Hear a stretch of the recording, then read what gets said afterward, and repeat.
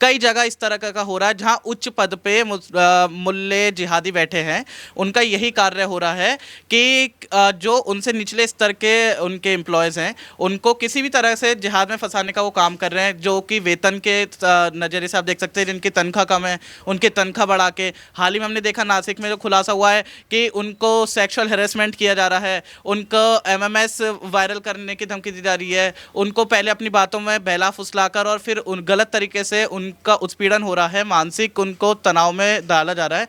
तो इस तरीके का जो कार्य हो रहा है वो भी हम उम्मीद नहीं कर सकते। रतन टाटा जी जैसे महापुरुष जो आदर्श हैं हमारे, उनके कंपनी में जो उन्होंने खून पसीने की मेहनत से कंपनी बनाई, लेकिन उनके जाने के कुछ समय बाद ही इस तरीके की अगर कार्रवाई किसी कंपनी में होगी तो हम क्या, मेरे ख्याल से भारत देश के हर माता पिता, हम सब इस आवाज़ को आगे उठाएंगे और सभी से हम निवेदन करना चाहेंगे आपके माध्यम से कि उनके क्षेत्र में या किसी भी माता बहन को किसी भी कंपनी में इस तरीके के जिहाद में अगर फंसाया जाए तो आप हमसे संपर्क करें। आपके ये भाई हर समय हर तरीके से आपके साथ खड़े रहेंगे। निडर होकर आप लोग नौकरी करें, हम आपके साथ हैं। बेटी बचाओ बेटी पढ़ाओ का नारा जिस तरीके से मोदी जी ने उठाया है वो नारा ऐसे ही जारी रहेगा, कोई इस आवाज को दबाएगा। अगर हमारी बहन बेटियों को बचाने के लिए हमें 100 बार भी गुंडा बनना पड़ेगा तो हम बनेंगे। हम इस बात से कतई पीछे नहीं हटना। किसी भी माता बहन को किसी भी कंपनी में इस तरीके के जिहाद में अगर फंसाया जाए तो आप हमसे संपर्क करें। आपके ये भाई हर समय हर तरीके से आपके साथ खड़े रहेंगे। निडर होकर आप लोग नौकरी करें, हम आपके साथ हैं। जो टाटा जैसी एक रेप्यूटेड कंपनी में लड़कियों के साथ जिहाद कर सकते हैं, वो हमारे देश में देश को खोखला करने के लिए, देश में जिहाद फैलाने के लिए किस हद तक जाकर, जिस तरीके से ये लव जिहाद फैला रहे हैं वैसे ही ये पेपर जिहाद को फैलाकर भी हमारे धर्म का नाश कर रहे हैं, हमारे देश को अंदर से खोखला कर रहे हैं। अगर कोई जिहादी मानसिकता का व्यक्ति हमारे देश में सरकारी नौकरी को प्राप्त करता है, एक अच्छी उच्च मतलब पोजीशन पे पहुंचता है, तो वो क्या करेगा आगे चलकर? वो भी जिहादी ताकतों के साथ मिलकर, इस्लामिक ताकतों के साथ मिलकर, आतंकवादियों के साथ मिलकर हमारे देश का नाश करने की कोशिश करेगा। अब हम आ जाते हैं इस बात पे कि जिहाद जिस तरीके से वो हमारी बहनों बेटियों के साथ फैला रहे हैं। आप देखिए, इन्होंने नाबालिग बच्चियों को और औरतों को, किसी भी एज कैटेगरी को नहीं छोड़ा है। ये केवल और केवल इतना करते हैं, हिंदुओं को जाति अनुसार टारगेट करना, ब्राह्मणों की बेटियों को सबसे उच्च रेट रखना, ताकि मतलब ब्राह्मणों की बेटियों को अगर कन्वर्ट करते हैं सबसे ज़्यादा पैसे मिलेंगे। आज मैं उन लोगों से ये सवाल करना चाहता हूं जो केरला स्टोरी जैसी मूवियों को एक प्रोपेगेंडा बताते थे। आप ये सोचिए, जो टीसीएस के जो पढ़ी लिखी बच्चियां हैं टीसीएस की, उन पढ़ी लिखी बच्चियों को इस तरीके से मैनिपुलेट करना ताकि वो धर्म बदल सके। बेटी बचाओ बेटी पढ़ाओ का आपने नारा बोला, बेटी पढ़ी भी लेकिन बेटी बच नहीं पाई। चलिए हिंदू है और अगर वो इस्लाम में कन्वर्ट नहीं होना चाह रही तो उसका रेप कर दो, रेप करने के बाद उसका एमएमएस बना लो और उसके बाद फिर धमकी दो। जो ऐसा कार्य करेगा उसको उसकी ही भाषा में जवाब देंगे। संविधान सबके लिए एक बराबर है, सबकी माँ बहन एक बराबर है। कोई किसी के साथ गलत करेगा तो उसको उसकी भाषा में जवाब दिया जाएगा। सर आपका नाम क्या होगा? जी मेरा नाम आशु ठाकुर है। उम्र क्या होगी आपकी? मैं 23 साल का हूँ। सर आप 23 साल के हैं, वो भी इनकी ज़्यादा बहुत बड़ी उम्र नहीं थी।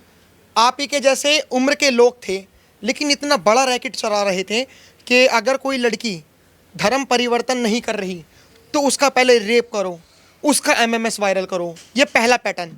दूसरा पैटर्न, उसको मेंटली हरास्ड करो, जो आपकी बात नहीं मान रही उसको ओवर टाइम पे लगाओ, उसको काम का बर्डन देते रहो। तीसरा पैटर्न कि अगर वो फाइनेंशियली कमज़ोर है तो उसको नौकरी से निकालने की धमकी दो, उसे मजबूर करो। कई पैटर्नों में ये टीसीएस का जो मुद्दा है छिपा हुआ है, जो अब उजागर हो रहा है। क्या कहना चाहोगे इसके बारे में? जी देखिए, सबसे पहले मैं आपको एक चीज़ बताना चाहूँगा। जो टीसीएस कंपनी है उसका बेसिक काम गवर्नमेंट को रिसोर्सेज प्रोवाइड करवाना है, गवर्नमेंट एग्ज़ाम्स के लिए कंसल्टेंसी जो सर्विसेज है। सबसे पहले आप ये देखिए, हम इस चीज़ को एक पहलू से देख रहे हैं कि ये हमारी बेटियों के साथ जिहाद कर रहे हैं। ये भी सत्य है कि वो हमारी बेटियों के साथ जिहाद कर रहे हैं, लेकिन आप ये सोचिए, जो टाटा जैसी एक रेप्यूटेड कंपनी में लड़कियों के साथ जिहाद कर सकते हैं, वो हमारे देश में देश को खोखला करने के लिए, देश में जिहाद फैलाने के लिए किस हद तक जाकर क्या पेपरों में घपला नहीं कर सकते हो?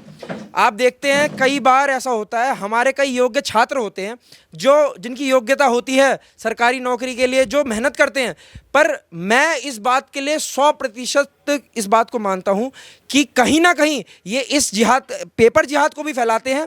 जिस तरीके से ये लव जिहाद फैला रहे हैं, वैसे ही ये पेपर जिहाद को फैलाकर भी हमारे धर्म का नाश कर रहे हैं, हमारे देश को अंदर से खोखला कर रहे हैं। अगर कोई जिहादी मानसिकता का व्यक्ति हमारे देश में सरकारी नौकरी को प्राप्त करता है, एक अच्छी उच्च मतलब पोजीशन पे पहुंचता है, तो वो क्या करेगा आगे चलकर? वो भी जिहादी ताकतों के साथ मिलकर, इस्लामिक ताकतों के साथ मिलकर, आतंकवादियों के साथ मिलकर हमारे देश का नाश करने की कोशिश करेगा। अब हम आ जाते हैं इस बात पे कि जिहाद जिस तरीके से वो हमारी बहनों बेटियों के साथ फैला रहे हैं, आप देखिए, इन्होंने नाबालिग बच्चियों को और औरतों को, किसी भी एज कैटेगरी को नहीं छोड़ा है। ये केवल और केवल इतना करते हैं, हिंदुओं को जाति अनुसार टारगेट करना, ब्राह्मणों की बेटियों को सबसे उच्च रेट रखना, ताकि मतलब ब्राह्मणों की बेटियों को अगर कन्वर्ट करते हैं सबसे ज़्यादा पैसे मिलेंगे। आज मैं उन लोगों से ये सवाल करना चाहता हूँ जो केरला स्टोरी जैसी मूवियों को एक प्रोपेगेंडा बताते थे। आप ये सोचिए, जो टीसीएस के जो पढ़ी लिखी बच्चियां हैं टीसीएस की, उन पढ़ी लिखी बच्चियों को इस तरीके से मैनिपुलेट करना ताकि वो धर्म बदल सके। वो हमारी देश की जो वो बेटियां हैं जो कहीं ना कहीं शिक्षा के अभाव में रहती हैं, उनको किस तरीके से टारगेट करते होंगे। ये हमारी बच्चियों का शोषण करते हैं, उनको यहाँ से जिहाद सिखाकर दुबई, अरब देशों में, ऐसे अफगानिस्तान देश जैसे देशों में ऐसे बेच देते हैं जैसे वो कोई सामग्री हो, कोई सामान हो। आप आज के डेट में हमें हिंदुओं को, जो मैं ये उन लोगों के लिए कहना चाहता हूँ जो हमें गुंडा बताते हैं, जो हमें ये बताते हैं कि हम देश में हिंदू मुसलमान फैलाते हैं, अगर हम अपनी बेटियों को बचाने के लिए हिंदू मुसलमान कर रहे हैं तो हम गुंडे भी हैं। अगर बनना पड़ा तो ऐसे आतंकवादी भी बनेंगे जो हमारी बेटियों की रक्षा कर सके, जो हमारी बेटियों की रक्षा कर सके, जो हमारी बेटियों को ये सिखा सके कि किसी जिहादी के हाथ नहीं लगाना। कोई कलावा पहनकर अगर अपने आप को समीर और हिंदू बताकर बात करता है तो उस पर भरोसा ना करना। हम गुंडे हैं और गुंडे अच्छे हैं, हम गुंडे अच्छे हैं। अगर हमारी बहन बेटियों को बचाने के लिए हमें 100 बार भी गुंडा बनना पड़ेगा तो हम बनेंगे। हम इस बात से कतई पीछे नहीं हटना चाहते। सर, इसको ना नीतीश राणे जो महाराष्ट्र में एक नेता हैं, उन नीतीश राणे ने एक शब्द दिया है, कॉरपोरेट जिहाद। उसमें बताया है कि किस तरीके से, जैसे पहले जजिया कर हुआ करता था मुगलों के टाइम पर, जजिया कर 2 कैटेगरीज में डिवाइड था, 2 मंशा को लेकर था, एक आइडियोलॉजी को लेकर था। कि पहली चीज़ कि जो गैर मुस्लिम व्यक्ति अगर पूजा पाठ कर रहे हैं तो पहले तो वो टैक्स देंगे, ये तो था देश के लिए कि हाँ भी उनसे चीज़ें चलेंगी। दूसरा जजिया कर वो था धर्म परिवर्तन कराने के लिए कि जो गरीब सनातनी है, वो जिसमें 2 वक्त का खाने का भी पैसा नहीं है, वो पैसा कहाँ से लाएगा जजिया कर। इसलिए वो जजिया कर ना दे, वो इस्लाम में कन्वर्ट हो जाता था, उसको बहुत सारी फैसिलिटीज़ मिलती थी। वही जजिया कर वाला कॉन्सेप्ट इस कॉरपोरेट जिहाद जो नीतीश राणे ने नाम दिया है उसमें बताया गया है कि कैसे नौकरी से निकालने की धमकियाँ, mentally harass, sexual harassment, MMS, viral beef उससे खिलाना। तो इसको लेकर क्या कहोगे आप? देखिए, अब ये जो घटना हुई है ना, ये काफ़ी निंदनीय है। ठीक है, टीसीएस जैसी कंपनी में ऐसी घटना मतलब कोई सोच भी नहीं सकता है जो घटना हुई है। और वहाँ की जो एचआर है, एचआर हर कंपनी में होती है, हर कोई काम करता है। ठीक है, वहाँ की कंपनी, वहाँ की जो एचआर है निदा खान, अगर उसके पास कोई भी बच्चियाँ जाती थी हेल्प के लिए ना, कि मेरे साथ ऐसा हो रहा है या हो रहा है, उसका ये कहना था कि जो हो रहा है उसको होने दो, उसको उनकी बातों को दबाया जाता था। एचआर किस लिए होता है? अगर आपको कोई प्रॉब्लम है आप अपने एचआर से बोलो, एचआर आपकी हेल्प करेगी। लेकिन वहाँ नहीं, वहाँ इस्लाम धर्म के अनुसार चलाया जाता था। ठीक है, इस्लाम मजहब के अनुसार चलाया जाता था। आपको बीफ खाना है तो खाना पड़ेगा, आपको इस्लाम के तरीके से रहना पड़ेगा। ठीक है, अगर अभी जैसे रमज़ान था, वहाँ पे रमज़ान में भी रोज़े भी रखवाए जाते थे। ठीक है, उसी ऑफिस में नमाज भी पढ़वाया जाता है, 5 बार का 5 वक्त की नमाज भी पढ़वाई जाती थी।